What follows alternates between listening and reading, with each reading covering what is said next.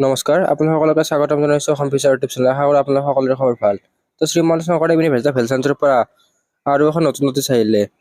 তো last JNM নাৰ্ছিঙৰ নটিচখন আহিছিল, এতিয়া ইয়াৰে ডি ফাৰ্মৰ বি ফাৰ্মৰ এডমিশ্যনৰ নটিচ আহিল। তো এই নটিচখন 3 আগষ্ট তাৰিখে জাৰি কৰিছে।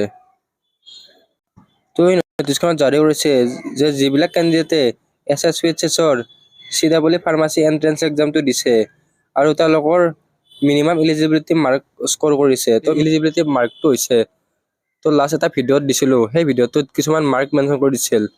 তো চিট পাবৰ কাৰণে গভাৰ্ণমেণ্ট আৰু প্ৰাইভেটৰ কাৰণে। তো যদি আপোনালোকৰ সেইখিনি মাৰ্ক আছে তেনেহ'লে আপোনালোকে ইয়াৰে অনলাইন ফৰ্ম ছাবমিট কৰিব পাৰিব। তো ইয়াত মেনশ্যন কৰা নাই যে এইটো প্ৰাইভেটৰ কাৰণে নে গভাৰ্ণমেণ্টৰ কাৰণে। তো আপোনালোকৰ যদি সেইখিনি ইলিজিবল ক্ৰাইটেৰিয়া আছে বা সেইখিনি মাৰ্ক আছে তেনেহ'লে আপোনালোকে তো গভাৰ্ণমেণ্টৰ কাৰণে যদি অনলাইন কাউন্সেলিং হয় তেনেহ'লে অনলাইন কাউন্সেলিং কৰিব পাৰিব, আৰু প্ৰাইভেটৰ কাৰণে মাৰ্কখিনি থাকিলে আপোনালোকে প্ৰাইভেটত কাৰণে অনলাইন এপ্লাই কৰিব পাৰিব। আৰু তাত দিয়া মাৰ্কখিনি লাইক তাত বি ফাৰ্মৰ 30 দিছে, তো আপোনালোকৰ 30 থকা মানে আপোনালোকে চিট পোৱা নহয়। তো আপোনালোকে ইলিজিবল হয়, চিট পাবৰ কাৰণে মাৰ্কটো বেছি লাগিব। তো ইয়াতে মিনিমাম মাৰ্কখিনি দিয়া আছে। UR বা EWSৰ কাৰণে বি ফাৰ্মত 33 মাৰ্ক আৰু ডি ফাৰ্মৰ 30 মাৰ্ক, ST SC OBCৰ কাৰণে বি ফাৰ্মৰ 30 মাৰ্ক আৰু ডি ফাৰ্মৰ কাৰণে 28 মাৰ্ক, আৰু ফিজিকেল হেণ্ডিকেপৰ কাৰণে বি ফাৰ্মৰ 30 মাৰ্ক আৰু ডি ফাৰ্মৰ কাৰণে 28 মাৰ্ক।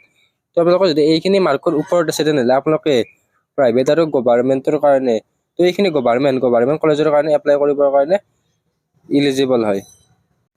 তো এতিয়া ডিব্ৰুগড় ইউনিভাৰ্চিটিত এপ্লাই চলি আছে। তো ডিব্ৰুগড় ইউনিভাৰ্চিটিত এপ্লাইৰ কাৰণে যদি আপোনালোকৰ ইয়াতকৈ অধিক মাৰ্ক আছে তেনেহ'লে এপ্লাই কৰিব পাৰিব। তো ডিব্ৰুগড় ইউনিভাৰ্চিটিত যিসকলে এপ্লাই কৰি ল'ব, ইয়াৰে লাষ্ট ডেট 4 আগষ্ট তাৰিখে। তো ইয়াৰে লিংকটো ডেছক্ৰিপশ্যনত দি দিম, তাৰ পৰা ডাইৰেক্ট অনলাইন এপ্লাইটো কৰিব পাৰিব। তো এই ভিডিঅ'টোত এইখিনি আছিল। আশা কৰোঁ আপোনালোকৰ ভিডিঅ'টো ভাল পালে। তো ভিডিঅ'টো আপোনালোকৰ বন্ধুবৰ্গত শ্বেয়াৰ কৰি দিব। ধন্যবাদ।